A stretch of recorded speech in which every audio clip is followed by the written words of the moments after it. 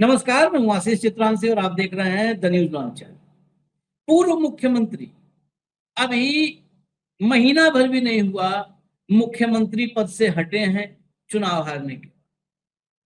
एकाएक मोदी की ED active होती है और 10 ठिकानों पर छापेमारी। अब इस छापेमारी का मोटिव क्या है? क्या इस छापेमारी के जरिए उस प्रदेश में जहां भारतीय जनता पार्टी के लिए आज भी जनता ने नो एंट्री का बोर्ड लगा रखा है, उस प्रदेश में मुख्य विपक्षी दल को अब डिस्ट्रॉय करके सेकंड पोजीशन पे पहुंचने वाला रास्ता बनाना है? ये रास्ता कई मतलब जो बीजेपी का सत्ता में आने का रास्ता है ना, वो लूडो टाइप में है। आपको पता नहीं है कि जीत के मुकाम तक 100 पार करने के लिए कौन सी सीढ़ी चढ़ेंगे, कौन सी सीढ़ी चढ़ेंगे और कौन से सांप से किसको डसवा करके नीचे पहुंचा देंगे। जो 100 पहुंचने वाला है, लूडो में देखते हैं ना, मैं लूडो चर्चा आज कर रहा हूँ, मैं जानता हूँ, खेलता हूँ लूडो का खेलता। तो उसमें होता है ना 98 97 पहुंचा जीतने वाला है, उसको सांप डसा हुआ के नीचे गिरा 6 7। तो वो भी पता है मोदी को और भाजपा को कि कैसे वहां से गिराना है और कौन सी सीढ़ी जो सीधे नीचे से डायरेक्ट ऊपर पहुंचा दे, विनर बना दे, वो सीढ़ी भी पता है। और ये सांप और सीढ़ी के मोहरे हैं ईडी, सीबीआई, आईटी, ये सब मोहरे हैं। कभी कोई सीढ़ी बनता है, कभी कोई सांप बनता है। इनकी भूमिका, इनके रोल चेंज होते हैं। तो अब ईडी की एंट्री नॉर्मली आप देखते हो कि चुनाव के पहले ईडी की एंट्री होती है, ईडी चुनाव के पहले एक्टिव होती है। जिस राज्य में भाजपा का कुछ नहीं है, कुछ नहीं है, ठंडन गोपाल है, उस राज्य में चुनाव के बाद एंट्री हुई है। वहां कांग्रेस की सरकार बनी है और निशाने पर अपोजिशन है। वही अपोजिशन है जिसको किसी तरह सत्ता में बचाने की भी तरकीब हो रही थी चुनाव से पहले कि कांग्रेस सत्ता से दूर रहे, वही रिपीट हो जाए। लेकिन अब वो अपोजिशन में आ गए तो खामियाजा उनको भुगतना पड़ेगा, क्योंकि आपको डिलीट करके ही नंबर 2 पे भाजपा पहुंचेगी, फिर नंबर 1 की तरफ बढ़ेगी। इसके पीछे मतलब ये मेरा अपना मानना है। भाजपा को जितना मैं समझ पाता हूँ, समझने की कोशिश करता हूँ, हालांकि हमारी छोटी बुद्धि है, हम भाजपा को समझ पाए मुमकिन नहीं है, लेकिन जितना समझ पाते हैं वो यही कहानी। तो कुल मिला के फिर हम आते हैं मुख्य जो है खबर पर लौटते हैं। छापेमारी होती है, लेकिन मामला यहाँ पर उल्टा हो जाता है, बयाना उल्टा हो जाता है। ये ईडी के अफसर उम्मीद भी नहीं किए होंगे, नहीं तो तैयारी के साथ गए होते, दल बल के साथ, 100 200 कंपनियों के साथ गए होते, अर्धसैनिक बलों के। वो जिस संसाधन के साथ गए थे वो संसाधन नाकाफी हुआ और वहां सैकड़ों की भीड़ ने घेर लिया। गिनती करना मुश्किल है, सैकड़ों में थे या हजार में थे, घेर लिया और कर दिया हमला।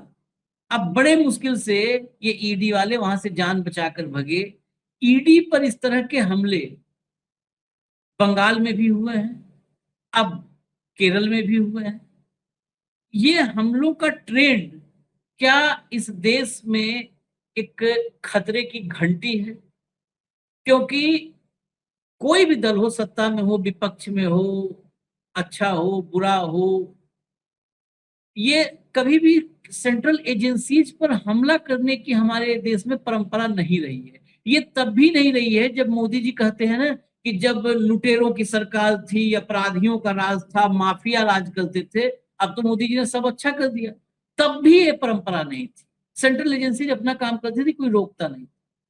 क्या ये अलर्ट मोदी और मोदी के एजेंसियों के मनमानी राजनीतिक टूल के रूप में काम करने और विपक्ष के दमन के टूल के रूप में काम करने की वजह से यह हालात पैदा हुए?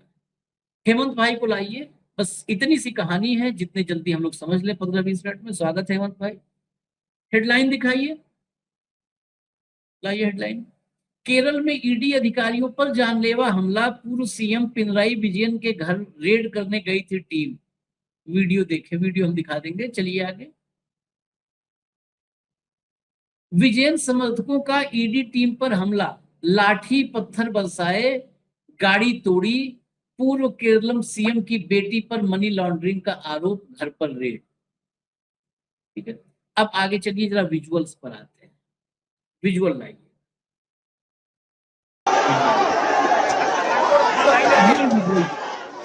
इन अफसरों की स्थिति देखिए और ईडी की स्थिति देखिए।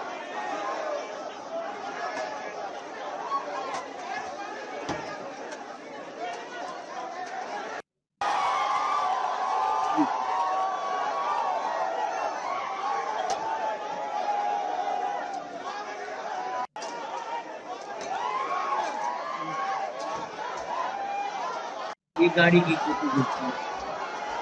अब यहाँ भी बचाने का काम ये केरल पुलिस ने ही बचाया है। जो इंफॉर्मेशन है, यहाँ पर ईडी के अफसरों को वहां से किसी तरह निकाला है केरल के जो है किसी। और रमेश चन्नीथला के हवाले से जो खबर है, क्योंकि इसमें पिनराई विजयन, बेसिकली केरला में तो लेफ्ट वर्सेज कांग्रेस है, सीपीआईएम और कांग्रेस एक दूसरे के प्रतिद्वंदी हैं। तो पिनराई विजयन जो है, चला दीजिए विजुअल, चला दीजिए, मैं बता रहा हूँ जो खबरें हैं वो आप चला दीजिए। तो पिनराई विजयन के टारगेट पर राहुल गांधी भी हैं कि राहुल गांधी को आज बड़ी खुशी होगी कि मुझ पर रेड हो गई। राहुल गांधी तो रेड करवा नहीं रहे, राहुल गांधी खुद नहीं बच पा रहे हैं, तो वो कर रहे हैं एक दूसरे पे हमला। लेकिन रमेश चन्नीथला के हवाले से मैं आपको खबर बता दूं, इस ईडी रेड के बारे में गृह मंत्री के रूप में वो खुद सामने आए। उन्होंने वीडियो बयान दिया है कि दिल्ली की तरफ से कोई इंफॉर्मेशन नहीं आई थी। ये ईडी सीधे आकर के छापेमारी, मतलब जो लोकल होता है ना कि लोकल पुलिस का सपोर्ट, लोकल पुलिस को इन्फॉर्म करना, ये मैं ऑफिशियल स्टेटमेंट बता रहा हूँ, सूत्र वाला नहीं, हिसाब किताब बता रहा हूँ। हेमंत भाई आपके लिए भी आगे चर्चा के लिए ये इंफॉर्मेशन है। केरल के गृह मंत्री का ऑफिशियल स्टेटमेंट है कि ईडी का ये पूरा का पूरा एक्शन केरल सरकार को, केरल पुलिस को, केरल के पुलिस के आला अफसरों को बिना किसी इंफॉर्मेशन के ये किया गया है। ये बिल्कुल स्पष्ट होना जरूरी है केरल के लिए। अब जरा आते हैं इसके बाद, ये विजुअल हो गए, विजुअल साइड में बाद में भी चला दीजिएगा। जरा एक दो रिएक्शन आपको सुनवा देते हैं, उसके बाद चर्चा शुरू करेंगे। एक आध सुना दीजिए जो रिएक्शन है। Yeah, you see, it is a political vendetta by the BJP regime at Delhi. Our former chief minister is not been connected with any criminal offense. No case has been registered against him. When the opposition people, some of them, moved to the High Court and Supreme Court to include him in the FIR, courts never permitted that. So there is no case or FIR against Pinarayi Vijayan related to any kind of financial misappropriation. So this is a political move, authoritarian move by the central government without knowing the central government authorities. ED will not move against a prominent leader like Pinarayi Vijayan. Then, the ED was always misused for political ends. So many prominent Congress leaders were arrested by ED. Then they have changed their side towards BJP.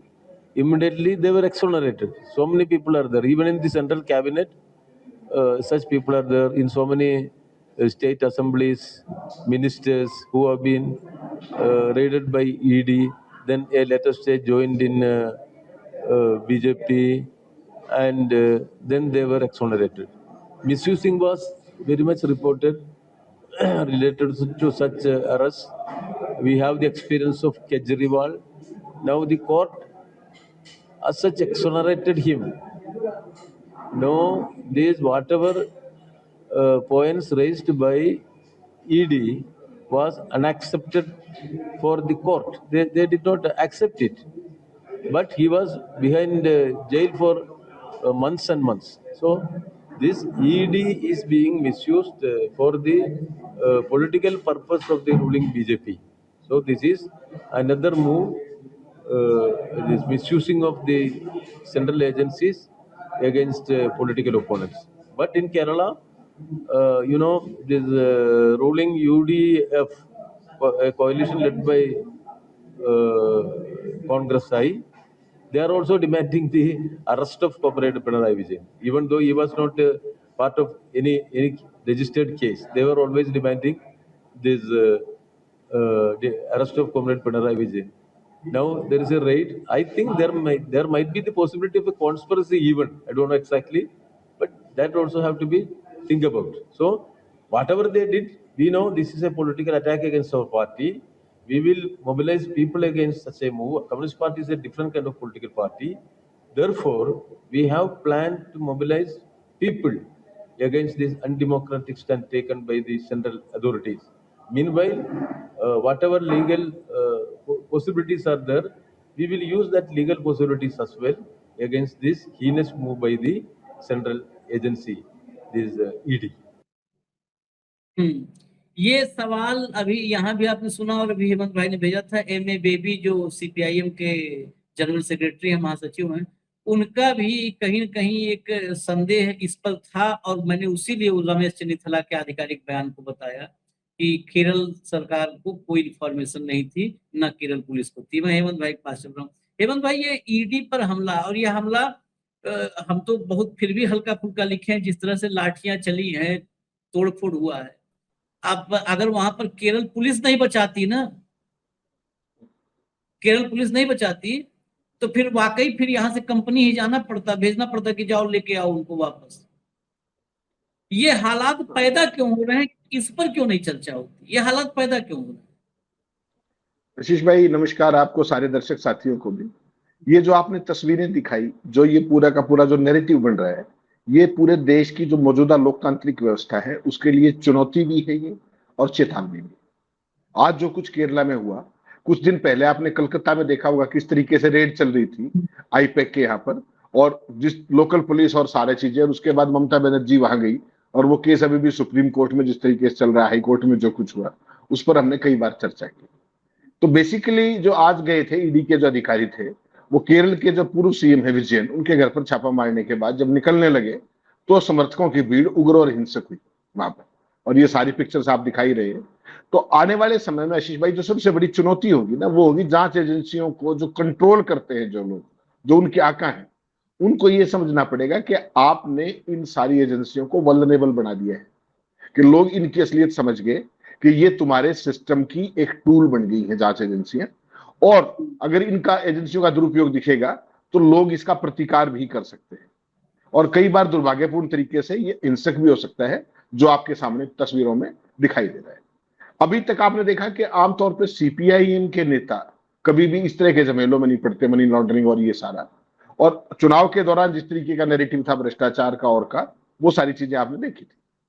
तो आशीष भाई ये जो चीज यहाँ पर आज हुई है तिरुवनंतपुरम में, इसमें इंटरेस्टिंग चीज एक और है, दर्शकों के लिए बता दूं कि जिस घर पे ये रेड हुई तिरुवनंतपुरम में, बाकी तो कई जगह रेड हुई, कुल मिला के 10 जगह पे रेड हुई, लेकिन यहाँ पर विजयन जो है पूर्व सीएम है, वो किराए के घर पे रहते हैं, और रेड के दौरान उनका और उनका पूरा परिवार घर में ही मौजूद था, और जब खबर फैली कि वहां पे ईडी आई है तो उनके समर्थक घर के बाहर जुटने लगे।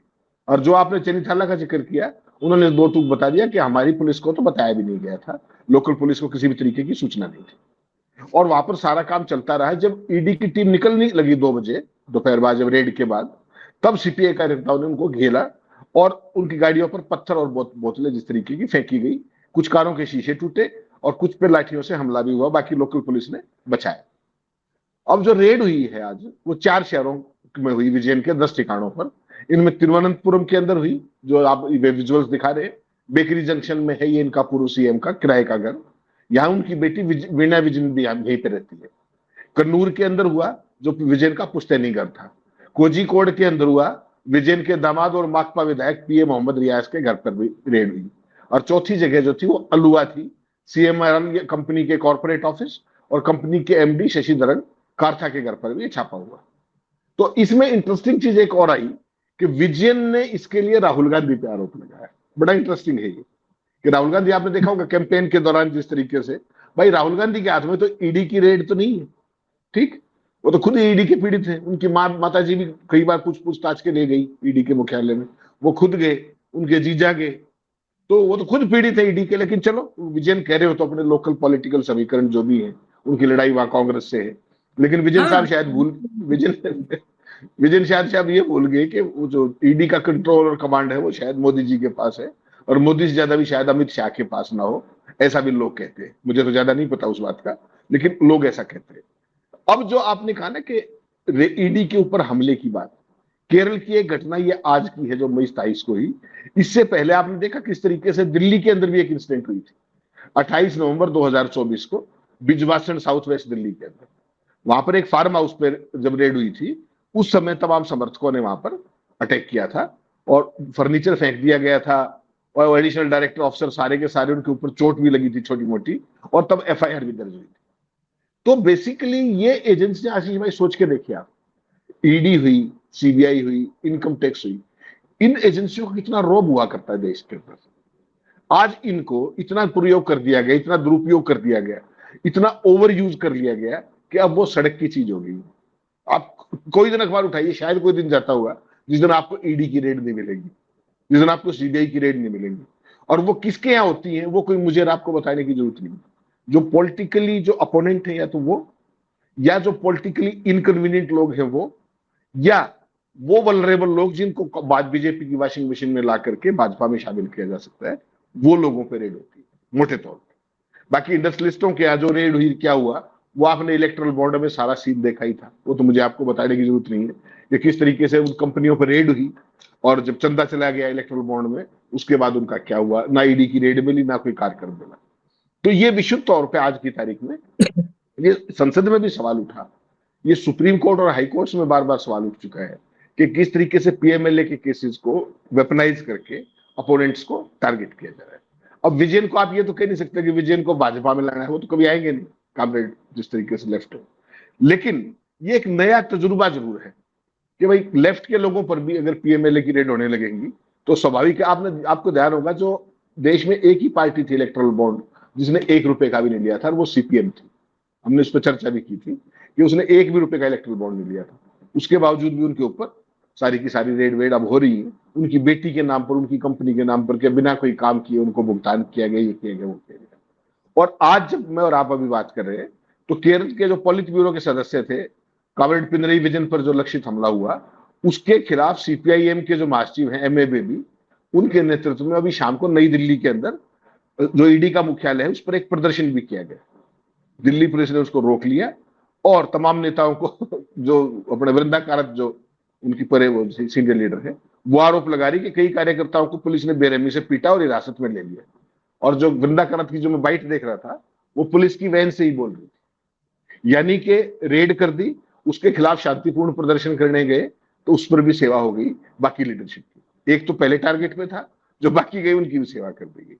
तो ये कार्यक्रम अभी तक तो इस तरह के जो सम्मान अभिनंदन थे, ये लोकल पुलिस तो किया करती थी, लेकिन ये जांच एजेंसियां जो नेशनल लेवल की है, जिनका इतना बड़ा नाम है, वो भी अगर इस चीजें में आएंगी तो आने वाले समय में देश खतरनाक मोड पर चला जाएगा। जो इनको जो संवैधानिक ताकतें हैं जांच एजेंसियों में, चाहे वो सीबीआई है, चाहे वो ईडी है, वो एक वेपनाइज हो गया है, वो टूल हो गया है।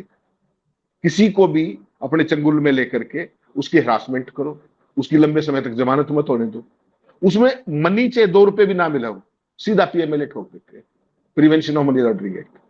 तो भाई साहब, मनी लॉन्ड्रिंग तो तभी होगा जब कोई मनी होगा। वो मैं आपको कई बार मैंने आपसे चर्चा की कि जो कांग्रेस के ऊपर तमाम केसेस हैं, उनमें मनी कहीं नहीं मिला। केजरीवाल वाले केस में कहीं नहीं मिला, सिसोदिया वाले केस में कहीं नहीं मिला, और झारखंड के जो मुख्यमंत्री थे हेमंत सोरेन, उनके केस में कुछ नहीं मिला। हाईकोर्ट ने अपने ऑर्डर में भी लिख दिया। तो ये जो बिल्कुल एक विशुद्ध तौर पर जो अपोनेंट्स को वेपनाइज करने का जो मुहिम चल रहा है, ये बहुत खतरनाक है शीश भाई डेमोक्रेसी के लिए। इस तरह की चीजें जो अपने मोनार्कीज होती है ना, जहां राजशाही होती है, वहां तो इस तरह की चीज की जाती है, लेकिन डेमोक्रेटिक कंट्रीज के अंदर इस तरह की चीजें कम है। लेकिन 12 सालों का आप इतिहास देखेंगे तो अब तक के ईडी के इतिहास के सबसे ज्यादा मुकदमे पीएमएलए के इनके अंदर दर्ज हुए, और सबसे कम कन्विक्शन रेट आज की तारीख में है। ये संसद के अंदर भी सवाल आ चुका है, ये बाहर भी कई बार आ चुका है, तमाम साथियों ने इस पर रिपोर्ट किया है।